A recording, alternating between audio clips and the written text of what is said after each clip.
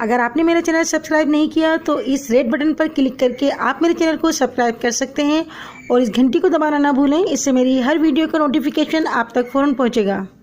बिस्मिल्लाहिर्रहमानिर्रहीम, अस्सलाम वालेकुम। आप लोग सब कैसे हैं? और मेरी दुआएं हमेशा आप लोगों के लिए यही रहती हैं कि अल्लाह पाक आप सबको हर वबा से, हर मुसीबत आफात से बचाए और बहुत खुशियाँ दिखाए अपने अपने घरों में। आमीन सुम्मा आमीन। और आज ईद का दूसरा दिन है तो आज मैं बना रही हूँ पास्ता।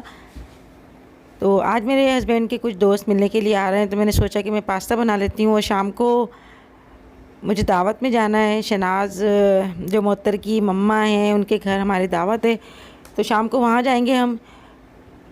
तो मैंने सोचा कि इसकी रेसिपी आप लोगों को दे देती हूँ। तो मैं 1 लीटर का पास्ता तैयार कर रही हूँ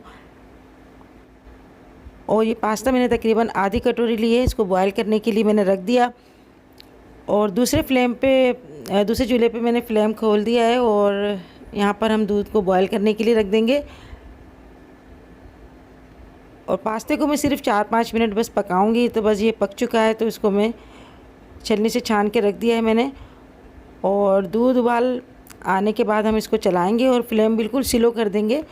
बहुत ही जल्दी और बहुत ही मज़े का ये पास्ता तैयार होता है। और आधी कटोरी मैंने यहाँ पर लिए चीनी, तकरीबन 5-6 टेबल स्पून के करीब मैंने चीनी ली है। तो आप कम या ज़्यादा अपने टेस्ट के मुताबिक डाल सकते हैं चीनी। तो पास्ता मैंने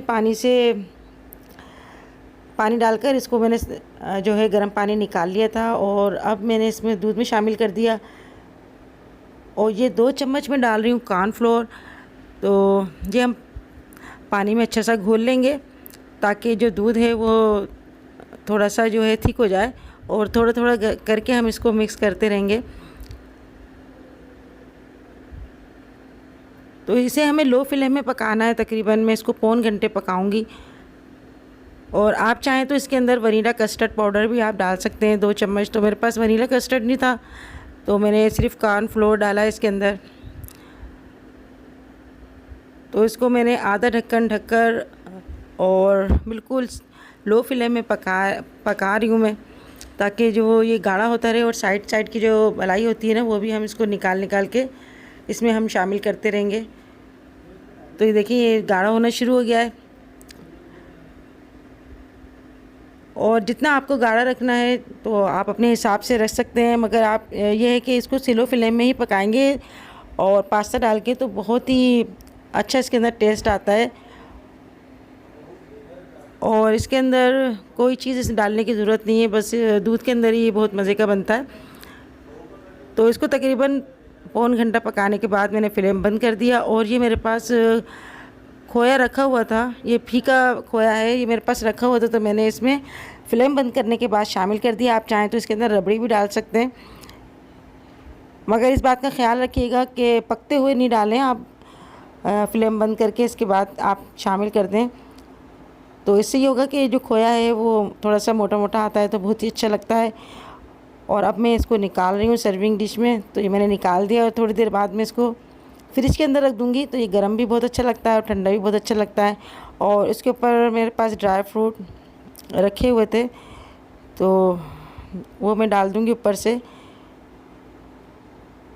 और इसमें ज़्यादा सामान नहीं डालना पड़ता है। सबसे मज़े की बात यह है कि बहुत ही मज़े का बनता है ये और बहुत ही कम सामान में ये तैयार हो जाता है। और ऊपर से मैं थोड़े से ड्राई फ्रूट हैं वो डाल रही हूँ मैं। तो ईद के दिन तो वैसे भी कुछ ना कुछ मीठा बनता रहता है। और कल मैंने बनाया था शीर खुरमा, जो रात को ही कल ख़त्म हो गया था। तो बच्चे और बड़े बहुत शौक़ से खाते हैं और ईद पे तो ज़्यादातर वैसे मीठा ही खाया जाता है। तो ये देखें, आपको दिखाती हूँ, ये हमें इतना ही इसको थिक रखना है। अगर ज़्यादा आप गाढ़ा रखेंगे तो वो अच्छा नहीं लगेगा और ज़्यादा पतला भी अच्छा नहीं लगेगा। तो इतनी थिकनेस होनी चाहिए इसके अंदर। तो आप इसको ज़रूर ट्राई कीजिएगा, मुझे बताइएगा कि आपको ये पास्ता की रेसिपी कैसी लगी। और अभी मुझे खाना बनाने के बाद और भी कुछ काम करने हैं। तो आज लाइट भी बहुत जा रही थी तो मैंने सोचा मैं प्रेस वगैरह कर लेती हूँ।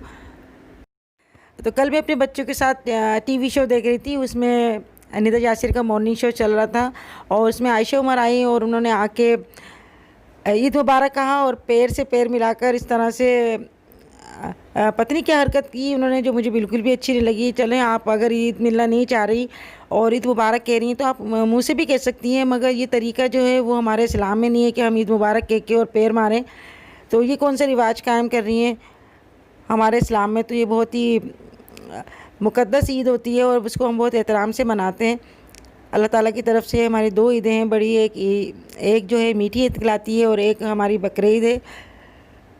तो ये लोग दरअसल मुझे ऐसा लगता है कि ज़्यादा ही स्टैंडर्ड में आ गई हैं। इनको पता ही नहीं है कि अगर हम ईद मुबारक कह रहे हैं या सलाम कर रहे हैं तो हमें अगर हाथ से हम कह दें तो ज़्यादा बेहतर है, मगर पैर से पैर मिलाना और इस तरह से ठोकर मारना क्या क्या तरीका बनता है।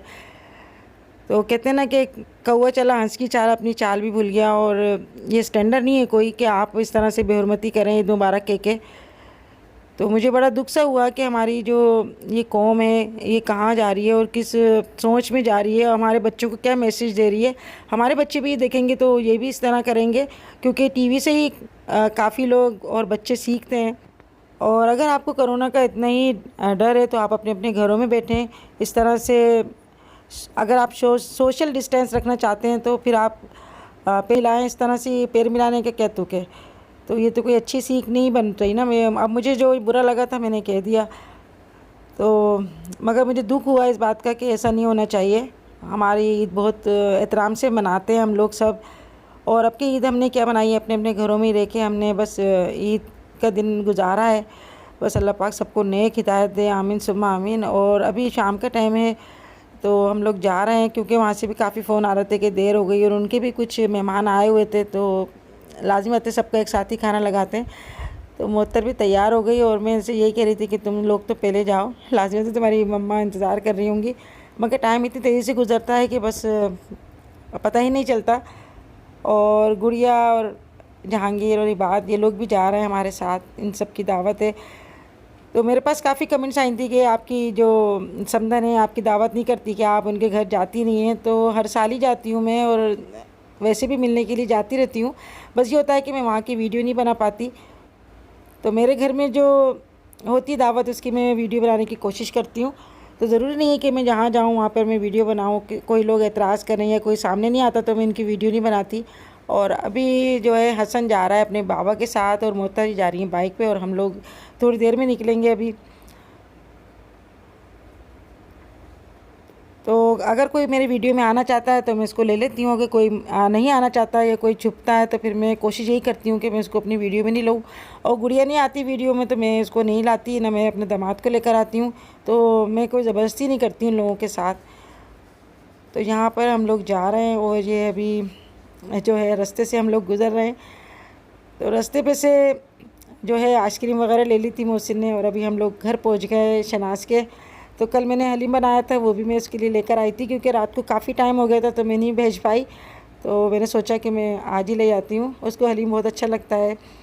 तो ये मैं इसके लिए लेकर आई थी, आइसक्रीम लेकर आई थी। और मैंने कप का सेट लिया था इसके लिए, मार्बल का कप का सेट लिया था। तो मुझे बहुत ही अच्छा और खूबसूरत लगा था, तो समझ में नहीं आता किसी को देने के लिए। तो ये तो बस एक खुशी का इजहार है, बाकी कोई इन चीज़ों से कोई पूरा नहीं होता। और वो काफ़ी खुश हो गई।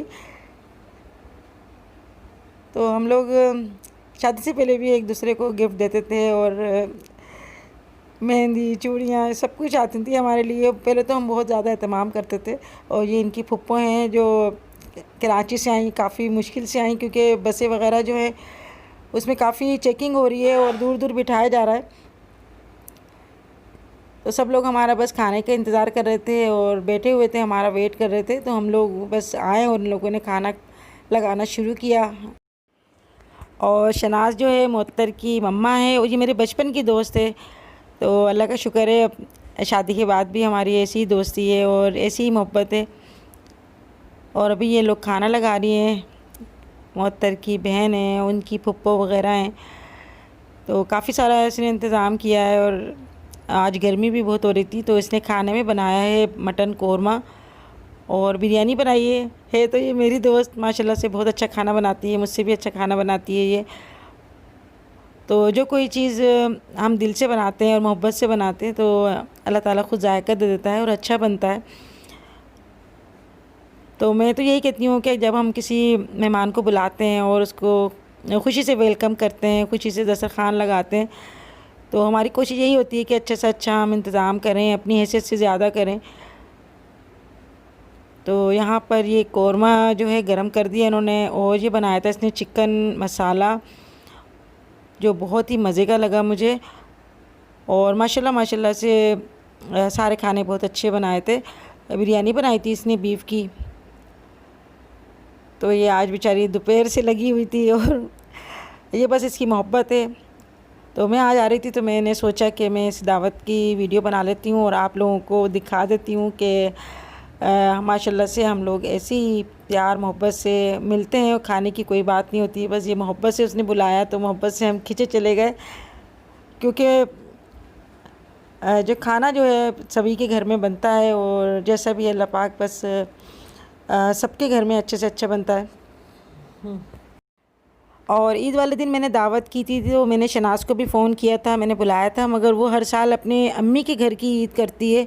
तो शनाज़ की भी अम्मी और अब्बू तो नहीं है, मैं उनके भाई और भाभी है माशाल्लाह से, तो वो अपने घर में वहाँ जाके ईद करती है, वहाँ पर उसकी ईद होती है। तो ये दूसरे दिन की है, तो दूसरे दिन भी इसने अपने भाई और भावज को सबको बुलाया था।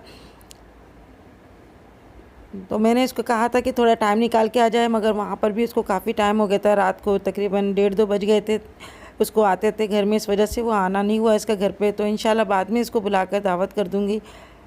और इसने भी ये आज पास्ता बनाया था, तो बहुत ही मज़े का था पास्ता।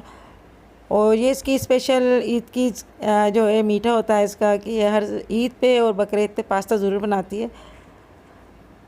मोहसिन की भी अपने दोस्तों में दावत थी, तो ये यहाँ से आने के बाद अपने दोस्तों में चला गया था। और ये मोहसिन का साला है छोटा, यानी मोहत्तर का छोटा भाई, तो इनको मैं ईद दे रही हूँ। तो बच्चे कल नहीं आ सके थे, तो इस वजह से मैं यहाँ पर आके इनको ईद दे रही हूँ। तो आज की वीडियो आपको कैसी लगी मुझे ज़रूर बताइएगा। आप लोग अपना ख्याल रखिएगा, फिर मिलेंगे नई वीडियो के साथ। अल्लाह हाफिज़।